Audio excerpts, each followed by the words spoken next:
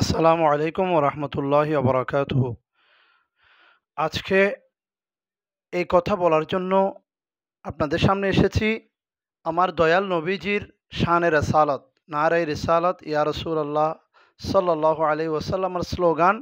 এটা ইমানের স্লোগান, এটা শরীয়তের স্লোগান। কেন?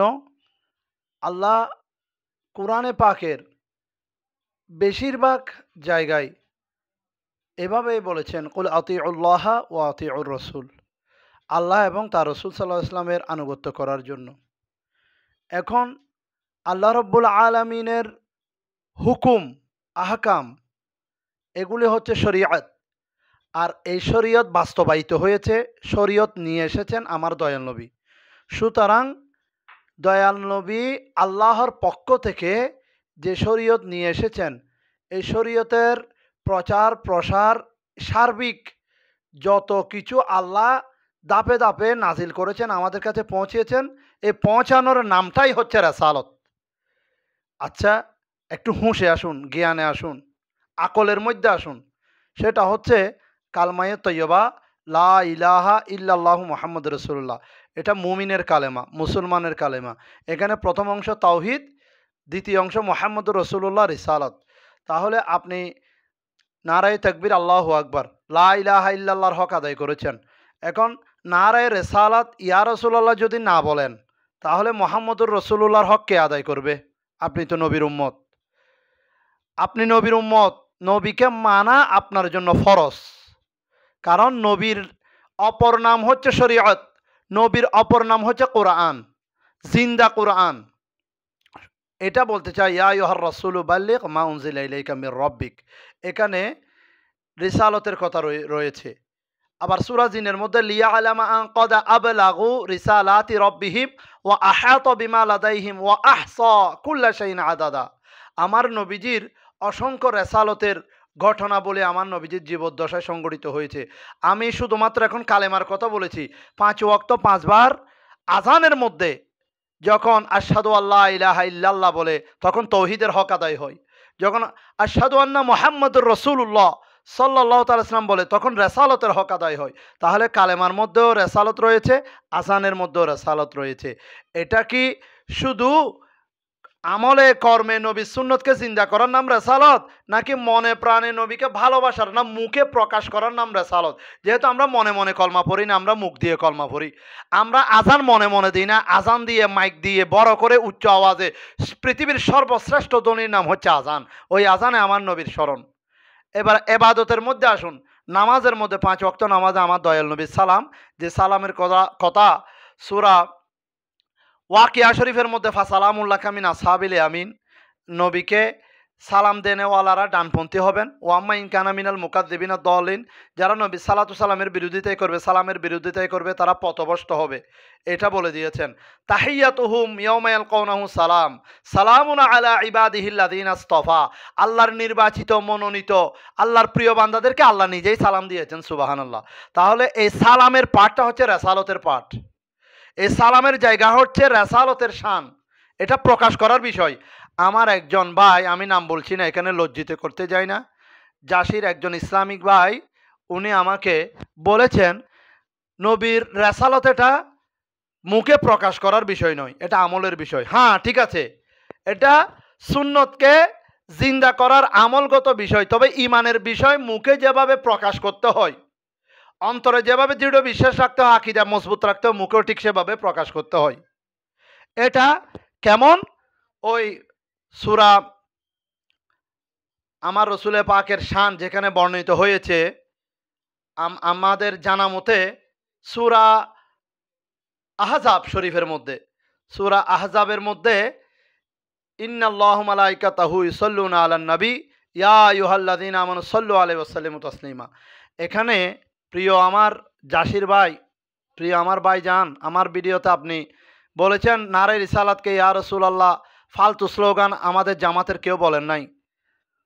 আমরা এই নারে রিসালাতকে যারা অস্বীকার করে তাদেরকে কাফের মনে করি। কেন? এখানে তারা যুক্তি টেনে এনে বলে, ইয়া তো যে হাজির আছে, কাছে আছে, তাকে তাকে তার ক্ষেত্রে ইয়া ব্যবহার হয়। তাহলে আমি আপনাদেরকে বলি, হরফে নেদা লিল করিব ওয়াল বাঈদ, হরফে নেদা লিল করিব ওয়াল বাঈদ, এটা হচ্ছে ইয়া, যেটা দূরবর্তী এবং নিকটবর্তী, নিকটবর্তী দূরবর্তী উভয় ক্ষেত্রে যে হরফে নেদা ব্যবহার হয় তার নাম হচ্ছে ইয়া। সেই জন্য আমরা ইয়া আল্লাহ, বিপদে পড়লে ইয়া আল্লাহ বলে আল্লাহকে মনে প্রাণে মুখে মন থেকে আল্লাহকে ডাক দিই। ঠিক একইভাবে আল্লাহর হাবিবের শান সেভাবে স্মরণ করার জন্য হরফে নেদা লিল করিব ওয়াল বাঈদ যেটা উভয় ক্ষেত্রে ব্যবহৃত হয় সেটা ইয়া। আপনারা কি নাহু সরফ পড়েন নাই, গ্রামাটিক্যাল জানেন না? হরফে নেদা পাঁচটি, এই পাঁচটির মধ্যে ইয়াটা হচ্ছে দূরবর্তী এবং নিকটবর্তী উভয় ক্ষেত্রে ব্যবহার হয়। সেজন্য আমরা ইয়া নবী সালাম আলাইকা পড়ি, ইয়া রসুল সালাম আলাইকা পড়ি। ইন্নাল্লাহু মালাইকাতাহু ইউসাল্লুনা আলান নবীর মধ্যে যে মহান রব্বুল আলামিন কালেমা দিয়েছেন, নবীর মাধ্যমে রেসালতের মাধ্যমে পাঠিয়েছেন, আজান দিয়েছেন, রেসালতের মাধ্যমে পাঠিয়েছেন, উনি কোনো নামাজ পড়েন না, হজ করেন না, জাকাত দেন না, উনিও কালেমা পড়েন না। উনি তবে একটা জিনিস 24 ঘন্টা আল্লাহর রহমতের নূরানি ফেরেশতাদেরকে নিয়ে পাঠ করেন, সেটা হচ্ছে ইউসাল্লুনা আলান নবী, মালাইকাদেরকে নিয়ে আলান নবী, আল্লাহ নিজে স্বয়ং নবীর রেসালতের উপর দুরূদ শরীফ পাঠ করেন।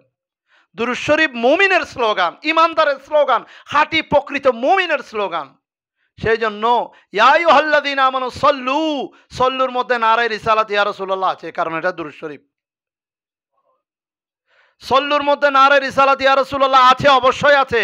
আপনার কাছে মুমিন হয়ে, যদি আপনি মুমিন হয়ে থাকেন, সূক্ষ্ম মস্তিষ্ক থাকে, হিতাহিত জ্ঞান থাকে, কমন সেন্স থাকে, আপনি যদি ইসলামিক চিন্তাবিদ হন, প্রকৃত মুমিন হন, নবীর আশিক হন, নবীর গোলাম হন, তাহলে নারায়ে রিসালাত ইয়া রাসূলুল্লাহ সাল্লাল্লাহু মধ্যে আল্লাহর এবং রসুলের নাম একসাথে আছে, সুতরাং এটা দুরূদ শরীফ। সুবহানাল্লাহ।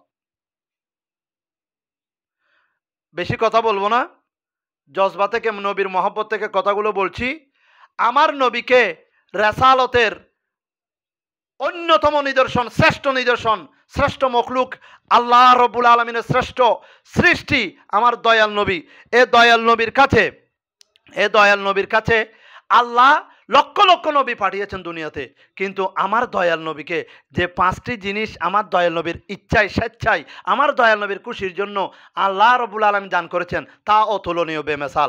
এক নাম্বারে হচ্ছে মুসলমানদের প্রথম কেবলা ছিল বাইতুল মুকাদ্দাস, যেই লক্ষ লক্ষ নবীর কেবলা ছিল, সেটাতে মুসলমানেরও 16-17 মাস নামাজ পড়েছেন। একটু খেয়াল করুন ভাই, নবীর রাসালতের জিনিসটা কত বড় যুক্তিসঙ্গত বিষয়। আমার নবীও বাইতুল মুকাদ্দাসের দিকে ফিরে নামাজ পড়েছেন। ইহুদিরা বলতো এটা তো আমাদের নবীদের কেবলা, ইব্রাহিম আলাইহিস সালাম, মুসা আলাইহিস সালামের কেবলা, আমাদের ইয়াকুব আলাইহিস সালাম, ইয়াহিয়া আলাইহিস সালামের কেবলা, এটা ইউসুফ আলাইহিস সালামের কেবলা, তোমাদের নবী তো আমাদের কেবলা ব্যবহার করছেন। আল্লাহর হাবিবকে খুশি করার জন্য সূরাতুল বাকারা শরীফের মধ্যে স্পষ্ট ঘোষণা রয়েছে, কদ নারা তাকাল্লুবা ওয়াজহিকা ফিস সামাই ফালানুওয়াল্লিয়ান্নাকা কিবলাতান তারদাহা। নামাজ একটা ফরজ বিষয়, নামাজের মধ্যে আল্লাহর হাবিবের কলবটাকে খেয়াল করছেন, বারবার আসমানের দিকে খেয়াল করছেন কেন? কেবলা পরিবর্তন করার জন্য। আল্লাহর হাবিব চেয়েছেন, আল্লাহর হাবিবের স্পেশাল উপহার আল্লাহ মহব্বত করে দিয়েছেন, যেটা আল্লাহ রসুলের সন্তুষ্টির জন্য, সেটা হচ্ছে আজকে আপনাদের সকলের কেবলা, যেটা বাইতুল্লাহ শরীফ, মসজিদে হারাম শরীফ। সুবহানাল্লাহ। এটা নবীর ইচ্ছাই পেয়েছেন, যাতে ইহুদিরা বলতে না পারেন আমাদের কেবলা ব্যবহার করতেছে। স্পেশাল নবীর স্পেশাল কেবলা।